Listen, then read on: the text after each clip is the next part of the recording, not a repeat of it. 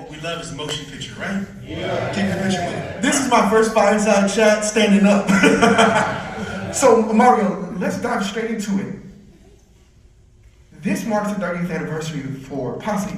Can you tell the audience and myself again, what does a movie mean to you as a Western, and how does it hold up in the impact you've made in cinema at large? Ooh. Okay, so let's go back, let's put it in context, time context. So I had done a film with Clint Eastwood called Heartbreak Ridge. Yeah. And Clint, and I were talking, and we were talking about the makeup of the West, and that really there were a lot of folks of color that we never saw.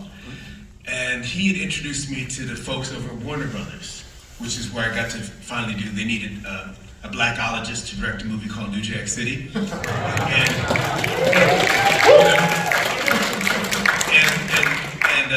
my grandfather had always said, luck is preparation meets opportunity.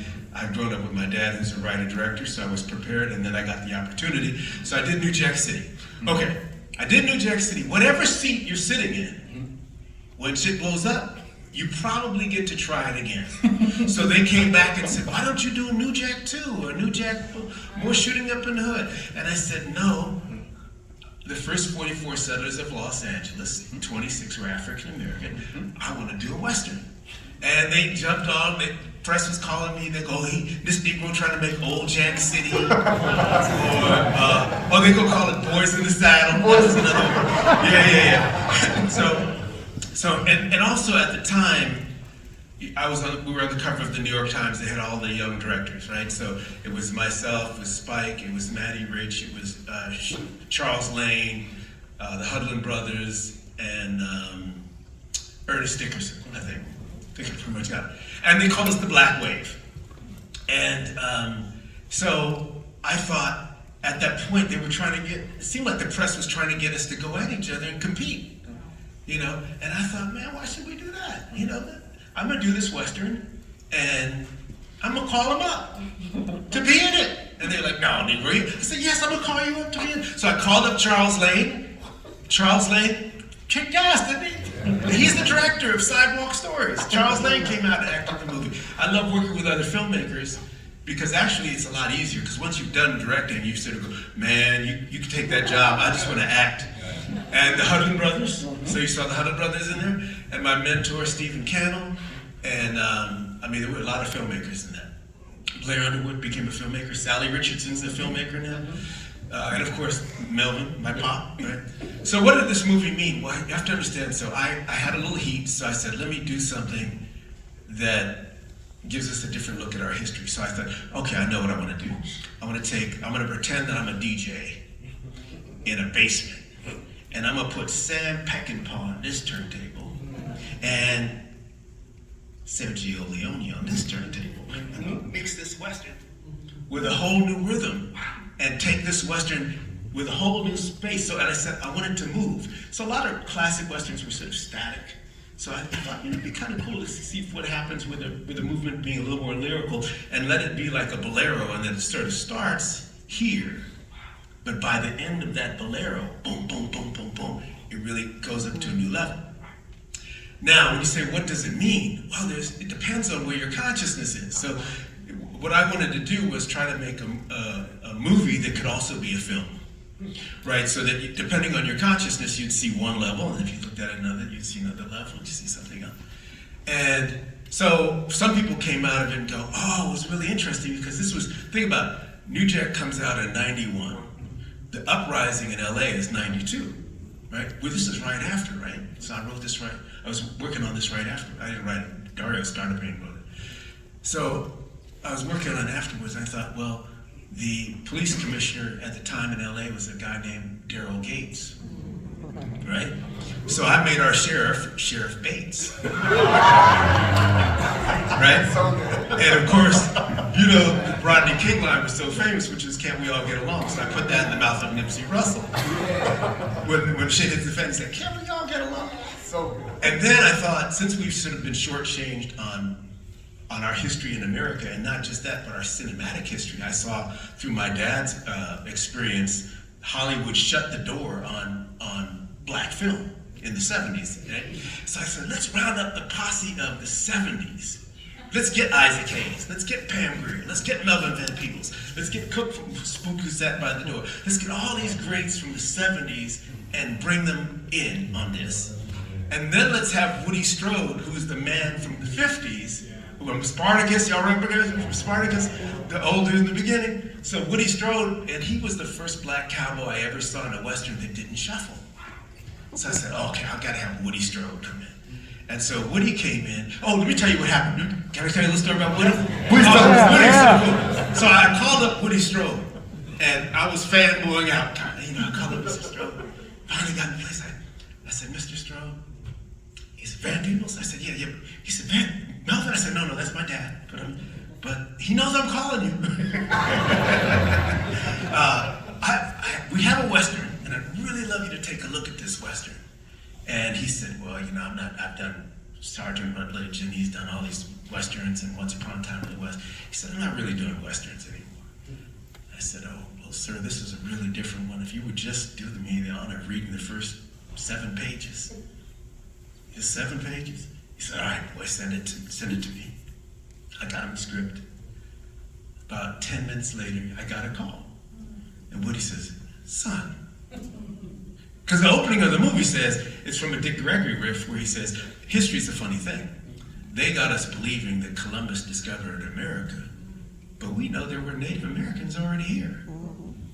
So that's kind of like me discovering your car and putting my flag on the hood of your Mercedes and saying, if you don't let me discover it, I'm gonna call you an evil red savage, right? So Woody calls me back, he said, boy, are they gonna let you say this? And I said, well, sir, in this particular case, I am the they. And he said, well, then I am in. Wow. So all throughout the movie, we had layers. Like, I thought, you know, for a black audience, because I had done New Jack, and like I said, I was talking about how my family is so eclectic that, you know, typically in the 90s, if you were in an action movie, you played the police commissioner, right? And you said great lines like, do it by the book or I'm gonna have your ass. And you've seen a lot of great black actors play some version of that role, right? And so when I got to do New Jack City, my producers who were black, one of them was Preston here. Preston, where is he? But there he is. Preston, stand up. Shout out to Preston. So happy to have you. This brother, okay, he produced a bunch of Spike's movies. He's also produced New Jack City. He produced Posse.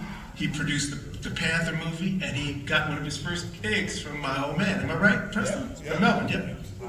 So when we did New Jack City, we were laughing. We said, well, you know, we could put the white guy in and have him play the police commissioner and say, do it by the book or I'll have your tail.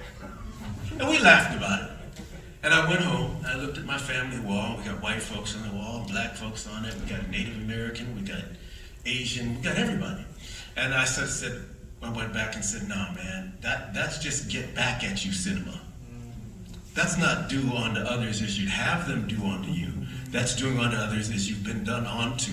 So that's giving negativity energy and reacting to that negativity. And if you let that toxic stuff poison you, it'll jack up your art. So instead I said, no, I'll tell you what. For New Jack City, we'll have Russell Wong play one of the cops. Great looking Asian brother, great actor. We'll have my brother Jed Nelson, who I went to school with, play one of the cops. We'll have Ice-T not play the gangster, but play one of the cops, bring a street authenticity to that. We'll have a sister play the prosecutor. This is New Jack City now. And I'll play the guy who says, do it by the book or I'll have your ass. So in Posse, I thought, okay, I know a black audience is gonna come, but as important as it is for us to see ourselves, it's important for them to see ourselves and for us to see them in different roles and flip it. So I said, let's have one of the coolest, funnest roles be the white boy.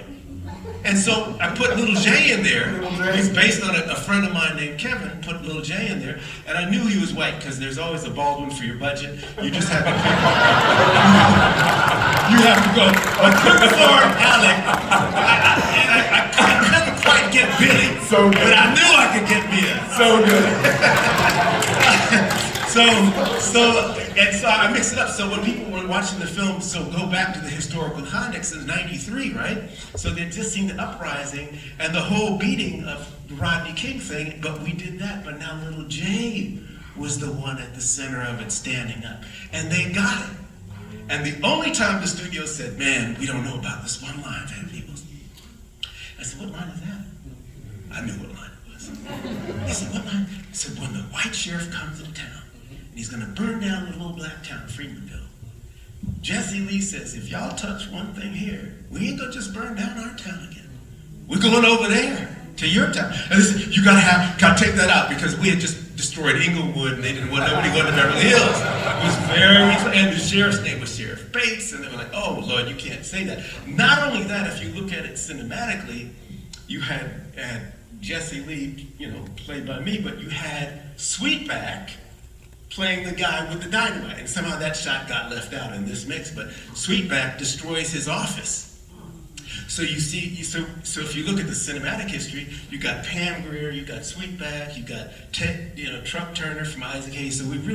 So you saw a generational passing of the torch, and that was a part of what I wanted to show was that we could all get along, and at the end when you realize, wow, after Oklahoma, when Black Wall Street was built up and it was destroyed, and all the things we see now, where those towns were destroyed. I wanted to show that at the end. So, and bring a little of the love. If we had Tone Loc in there, you can't have Tone Loc in your movie and not let him do a song. Give that answer a round of applause.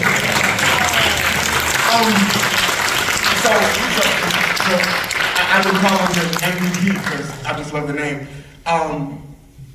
MVP, I gotta ask you, so the purpose of this program today is called What is a Western? And so me and my colleagues are, what is a Western? And I love that your turntable analogy because it sounds like you might have made the first hip hop Western? Arguably. But that matters because this year marks the 50th anniversary of hip hop.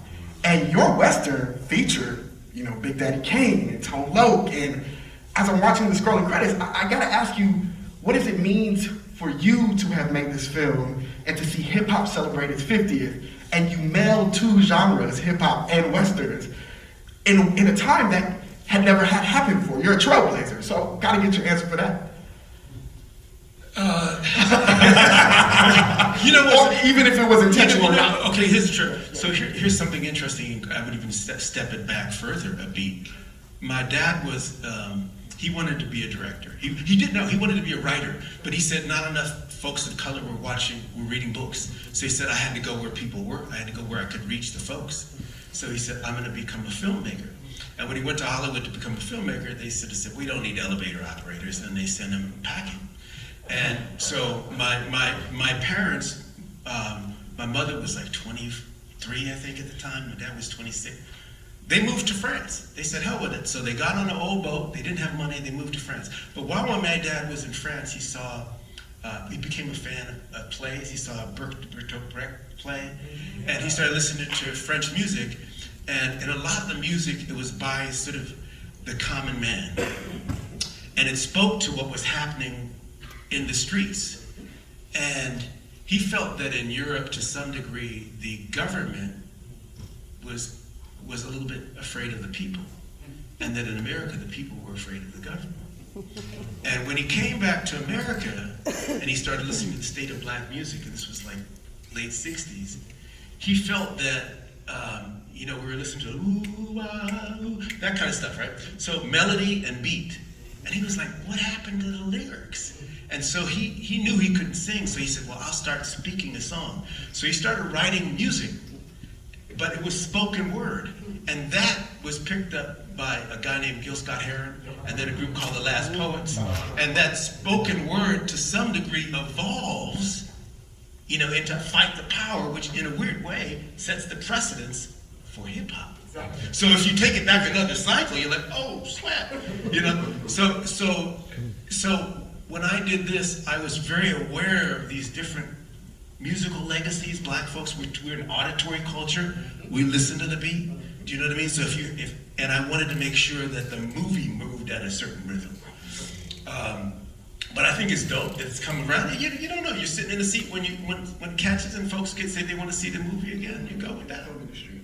And like your father, you've made. Yeah, this is the safest Negro in the world. I'm clearly more than 6 feet away from it. I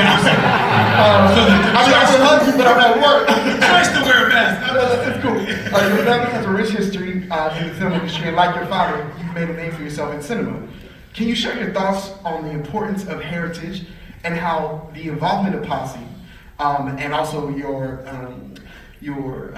family has helped cast the film and they continue the legacy with the surprise that we're going to show? I think that I was blessed in that, I think in some ways, I don't know if you pick your parents, but I had a wild, fun, hippie mom who kind of made me feel like I could do whatever I put my mind to, which you realize by 6 is a lie, but you got it. But it was fun to think that way. And then I had a really badass black dad who kind of could do anything. And so I didn't feel beholden to any particular culture because we travel so much as kids. And I think seeing Dad do it, I think Pop said to me once, maybe if you're lucky, your mom can show you the mountain, give you that sense of self and love. And then if you're really lucky, maybe your pop can teach you how to climb it. And I think having that combination, and my family's unscripted. I didn't have to marry a Muslim or be straight or be gay or be this or be that. I could just be me. The hope was that I would I guess they hoped that I would be a force for good, that I would have a sense of consciousness. That's what I felt from them. And we just buried my mom a couple weeks ago, and my dad a little while ago as well. So, that's something to think about. But they didn't need more oldness, and I think that we think of being born as a miracle and dying as a tragedy. Really, it's the flip side of the same coin, isn't it? It's like, did you come to do what you came to do? And man, Dad taught me, and my mom taught me, and they were fun, and they lived life full, and that's the best. That's the best you got, right? Yeah. So, the coolest thing to me is I was in New York, and this guy came up behind me and my dad. We were walking down the street, and he said, "Peebles, I love your work." So we both turned around. So, put a little baritone voice. Thank you. He said, "I'm talking to both of y'all. I'm talking to both of you." He said, "Sometimes I go to the movies and I'm entertained, and that's a good thing. And sometimes I go to the movies and I learn a little something. Maybe consciousness moves a little bit, and that's a good thing. And sometimes I go to the movies and I come out also proud to be a person of color. And with your 2 movies, I get all 3.